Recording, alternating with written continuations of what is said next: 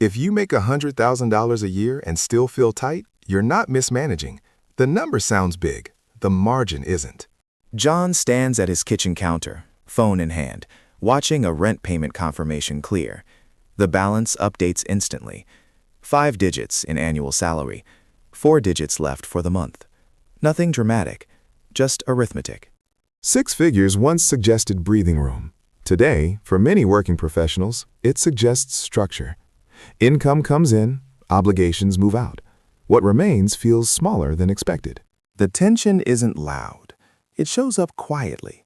Insurance renewal emails, grocery totals that seem slightly higher than last year, car payments that feel permanent, retirement contributions that look responsible but reduce flexibility. The problem isn't recklessness, it's compression. Take a simple illustration. A $100,000 salary might translate, after federal taxes, state taxes in many regions, and payroll deductions, to roughly $5,500 to $6,000 per month in take-home pay. The exact number varies, but the range feels strong. Now place that number inside a real month. Housing first. In many metro areas, a one-bedroom apartment can range from $2,200 to $2,800 per month. In mid-sized cities, $1,800 to $2,300 is common. Assume $2,500 as a realistic illustration. Add utilities, internet, renter's insurance. Housing can approach $2,800. Nearly half of take-home income is now allocated. But this is where it gets complicated. Housing determines location. Location shapes commute. Commute drives transportation cost. A modest car payment might run $450 to $600. Insurance can add $180 to $250. Fuel, maintenance, registration, and parking can push transportation to $800 or even $1,000 monthly. Now the total approaches $3,800, and this is the part most people underestimate. Healthcare. Even with employer-sponsored insurance, premiums are deducted automatically. Then there are deductibles, copays, prescriptions, dental cleanings, and occasional urgent visits. Spread across a year, healthcare expenses can easily average $300 to $500 per month. Let's estimate $400. Now the running total approaches $4,200. John scrolls through his banking app again. The categories are clean and predictable. Rent, auto, insurance, utilities. Nothing unusual, nothing irresponsible. Now here's what makes this harder. Taxes don't end at payroll. Sales tax applies to most purchases. Property tax is embedded in rent. Vehicle registration and licensing fees appear annually. Small costs accumulate in ways that don't feel dramatic, but still matter. Add groceries. For 1 or 2 adults in many urban areas, a monthly grocery bill might range from $600 to $900 depending on habits and location. Add basic household items and occasional dining out. We are now near $5,000. But watch what happens next. Retirement contributions. Many professionals contribute 5 to 10% of gross income to a 401k, especially when an employer match is involved. That's financially responsible. It's long-term planning. But it reduces present liquidity. If $800 to $1,000 per month is going toward retirement savings and health premiums combined, the space between income and obligation tightens further. Then come the quiet fixed costs: phone plan, streaming services, cloud storage, gym membership, professional software, subscriptions that feel minor individually but stack collectively. It's easy for these to total $250 to $400 monthly. The total monthly flow can now approach or exceed $5,500. On a $100,000 salary, the margin might be a few $100s, some months less. The illusion isn't that 6 figures is small. The illusion is that it behaves like it once did.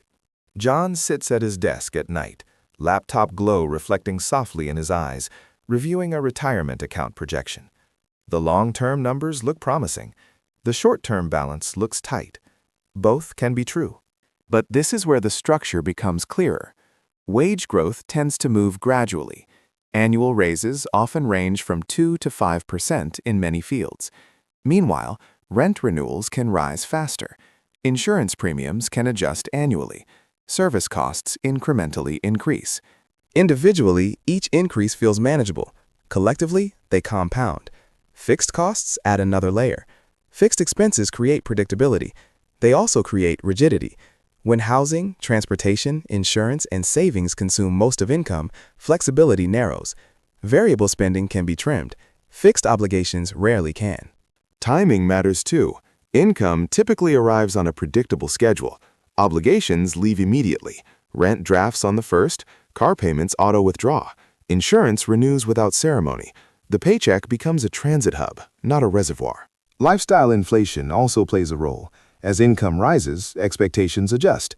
Living closer to work, driving a newer, more reliable car, choosing convenience over long commutes, opting for higher quality services. These shifts are often practical, not indulgent. At the same time, structural inflation continues. Housing markets shift, healthcare costs evolve, everyday services adjust pricing over time. The interaction of lifestyle and structure creates density. John commutes in the morning, seated quietly, reviewing a calendar reminder for an upcoming insurance renewal. No panic, just awareness. From the outside, $100,000 looks comfortable. Inside the system, it looks allocated. Now shift from structure to psychology. Why does it feel tight? Because the number carries symbolic weight. 6 figures still sounds like security. When day-to-day experience feels constrained, the gap between expectation and reality creates tension. Saving feels slower than anticipated. Major goals require more patience. Home ownership may feel achievable in theory, but distant in timing. Career moves carry more risk when fixed costs are high. There is no crisis. There is limited margin. Limited margin changes perception. Small expenses require thought. Travel requires planning.